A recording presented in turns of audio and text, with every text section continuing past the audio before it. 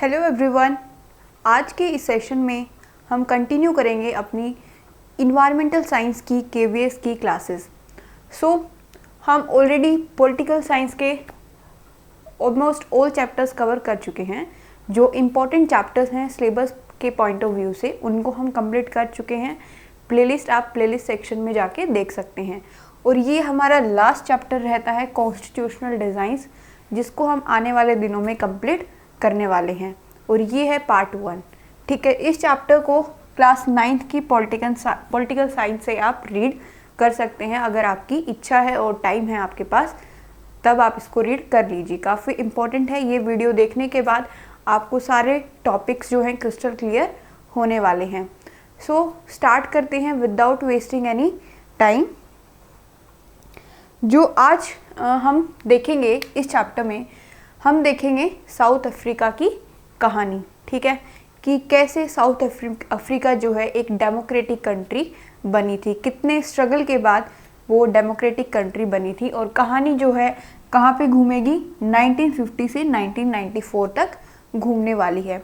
तो सबसे पहले आप स्लाइड को भूल जाइए, वर्डों में समझने की कोशिश कीजिए। यहाँ पे लोगों को डिवाइड किया गया था। किसके बेसिस पे? उनके जो स्किन का कलर है उसके बेस पे। वाइट्स जो सफ़ेद होते थे उनको अलग से फैसिलिटीज़ मिलती थी, और जो नॉन वाइट्स होते थे उनको अलग से फैसिलिटीज़ मिलती थी। और जो ये सेग्रीगेशन था स्किन की कलर के बेसिस पे, इसको हम बोलते थे अपार्थाइड सिस्टम। ठीक है, और ये ऐसा सिस्टम था जिसमें रेशियल डिस्क्रिमिनेशन किया जाता था। सिर्फ ये देखा जाता था कि कौन सफ़ेद है तो उसको वोटिंग राइट मिलेगा, और अगर वो ब्लैक है, कलर्ड है या फिर इंडियन है तो उसको वोटिंग राइट नहीं मिलेगा। ये सब अपार्थाइड सिस्टम में लोगों को फेस करना पड़ता था। और फिर उसके बाद अगर आपको कोई भी दबा के रखता है बहुत ज़्यादा टाइम तक, तो एक ना एक दिन ऐसा समय ज़रूर आता है वो दबेगा नहीं आपसे, वो अपनी आवाज़ उठाएगा और आपके साथ फाइट करने वाला है कि हम अब इसको और ज़्यादा टॉलरेट नहीं करेंगे। तो ऐसा ही कुछ जो है साउथ अफ्रीका में भी हुआ। और साउथ अफ्रीका में फिर 1950 में 1950 में लोगों ने आवाज़ उठानी शुरू की। और वो लोग कौन थे? वो थे मोस्टली ब्लैक्स, जो इंडियंस थे और कलर्ड थे। इन तीनों ने मिलके जो है आवाज़ उठानी शुरू की कि अब हम ये टॉलरेट नहीं करेंगे, जो हमारे साथ अनजस्ट हो रहा है, अन्याय हो रहा है, इसको हम और नहीं भुगतने वाले हैं। ठीक है, और इस दौरान 1950 में एक ऑर्गेनाइजेशन बनती है जिसको हम बोलते हैं अफ्रीकन नेशनल कांग्रेस। ठीक है, और ये अफ्रीकन नेशनल कांग्रेस जो होती है, ये एक इम्पोर्टेंट ऑर्गेनाइजेशन होती है इस कंट्री को डेमोक्रेटिक कंट्री बनाने में। और ये इस ऑर्गेनाइजेशन के अंडर कुछ लीडर्स जो हैं इसको लीड कर रहे होते हैं। उनमें से एक थे नेल्सन मंडेला, और उनके साथ काफ़ी और भी लोग थे। तो क्या हुआ, जब ये फाइट करना शुरू किया तो जो यूरोपियन कंट्री वाले जिन्होंने इस कंट्री पे राज कर रखा था, उन्होंने क्या किया, नेल्सन मंडेला को और उनके साथ 7 मेंबर्स और थे, उनको उठा के ट्रेजन के केस में 1964 में एक रोबन आइलैंड था, वहाँ पे प्रिजन में डाल दिया। और वो जेल भी ऐसी जेल थी जहाँ पे सिर्फ नॉन वाइट्स को ही डाला जाता था, कोई भी प्रिजनर वहाँ पे वाइट प्रिजनर नहीं था। तो इस हद तक डिस्क्रिमिनेशन होता था कि प्रिजनर्स को भी, अगर कोई वाइट प्रिजनर है तो उसकी जेल अलग होगी, और कोई नॉन वाइट है तो उसकी जेल अलग होगी। देखिए, पॉलिटी में ही हम थोड़ी सी ज्योग्राफी पढ़ने की कोशिश करेंगे। बीइंग अ टीचर, ये हमारा फ़र्ज़ बनता है कि हम रिलेट करते चलें हर एक सब्जेक्ट को अकॉर्डिंग टू NCF 2005। आपको लिमिटेड कंटेंट ना पढ़ाया जाए। तो आपने देखा कि जो नेल्सन मंडेला था, उनको रोबन आइलैंड में एक जेल थी, वहाँ पे कैद किया गया था। आइलैंड क्या होता है? आइलैंड होता है लैंड ऑफ मास, एक लैंड का टुकड़ा जो चारों तरफ किससे घिरा हुआ है? पानी से घिरा हुआ है, उसको हम बोलते हैं आइलैंड। ठीक है, ये ऐसे छोटे छोटे कंसेप्ट्स होते हैं जो कि हम ज्योग्राफी में आगे पढ़ने वाले हैं। उनमें से एक है कि आइलैंड क्या होता है। अब यहाँ पे 1964 में उनको जेल में डाल दिया गया। बीच में स्ट्रगल चलता रहा, बाकी लोग स्ट्रगल करते रहे और फिर एक दिन अच्छा दिन आता है। 28 सालों की जेल में रहने के बाद 1994 26 अप्रैल 1994 के दिन जो है इस कंट्री को आज़ादी मिल जाती है और ये एक डेमोक्रेटिक नेशन बन जाता है। इतने लंबे स्ट्रगल के बाद डेमोक्रेटिक नेशन बनता है और यहाँ पे फिर जो है ये रिपब्लिक कंट्री हो जाती है और यहाँ पे अपना ये रिपब्लिक होने की वजह से अपने फ्लैग को अनफर्ल करते हैं, ठीक है, मतलब कि अपना झंडा फर्स्ट टाइम अपना झंडा लहराते हैं और फर्स्ट डेमोक्रेटिक इलेक्टेड प्रेसिडेंट को चूज़ किया जाता है।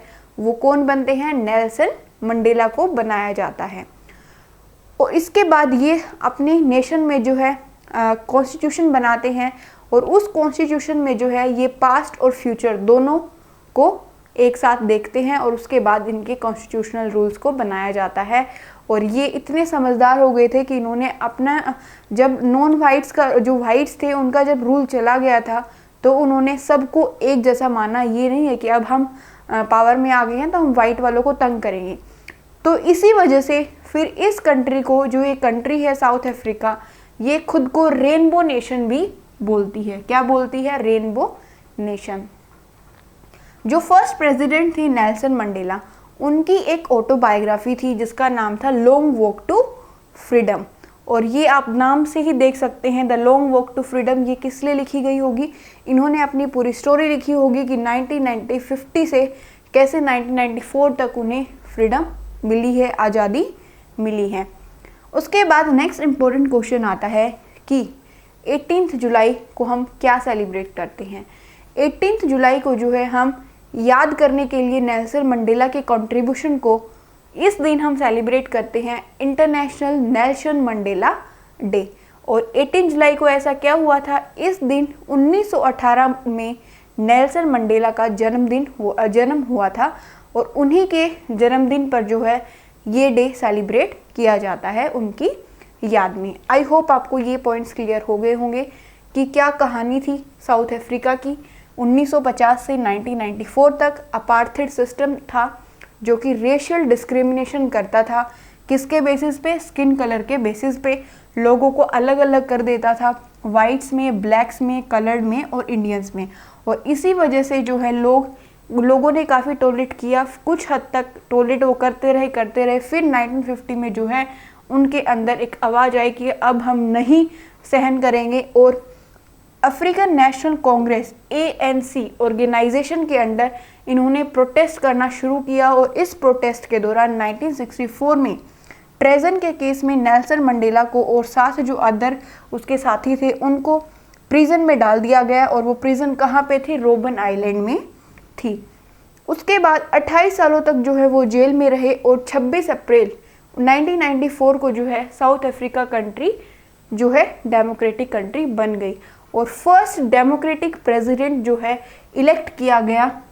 और किसको किया गया? नेल्सन मंडेला को किया गया। जैसा कि हम देख सकते हैं यहाँ पे वाइट्स, ब्लैक्स, कलर्ड और इंडियंस मिलते हैं। इसी वजह से इस कंट्री को रेनबो नेशन भी बोला जाता है। ये खुद को रेनबो नेशन मानते हैं। और फिर नेल्सन मंडेला की एक ऑटोबायोग्राफी भी है लॉन्ग वॉक टू फ्रीडम। और नेल्सन मंडेला डे हम किस दिन सेलिब्रेट करते हैं? 18 जुलाई को हम सेलिब्रेट करते हैं। आई होप आपको ये सारे पॉइंट्स क्रिस्टल क्लियर हो गए होंगे। और अगर आपका कोई स्टिल डाउट है तो कमेंट सेक्शन में ज़रूर बताइएगा। अब लास्ट में एक क्वेश्चन सुनिएगा ध्यान से। एक स्टेटमेंट है कि आपको बताना है ये सही है या गलत है। अगर कोई भी कंट्री जिसका अपना खुद का कॉन्स्टिट्यूशन है, इज़ इट नेसेसरी कि वो कंट्री जो है डेमोक्रेटिक कंट्री भी होगी? येस और नो, ये आपको कमेंट सेक्शन में बताना है कि all countries which have constitution are they democratic also. And second statement is जितनी भी डेमोक्रेटिक कंट्रीज़ हैं क्या उनके पास कॉन्स्टिट्यूशन होना नेसेसरी है? येस और नो, ये दोनों स्टेटमेंट्स जो है आप कमेंट सेक्शन में बताने की कोशिश कीजिएगा। नेक्स्ट वीडियो में स्टे कनेक्टेड, इसी चैप्टर को कंटिन्यू करेंगे, इंपॉर्टेंट पॉइंट्स को देखने वाले हैं। Do like, do share and do subscribe.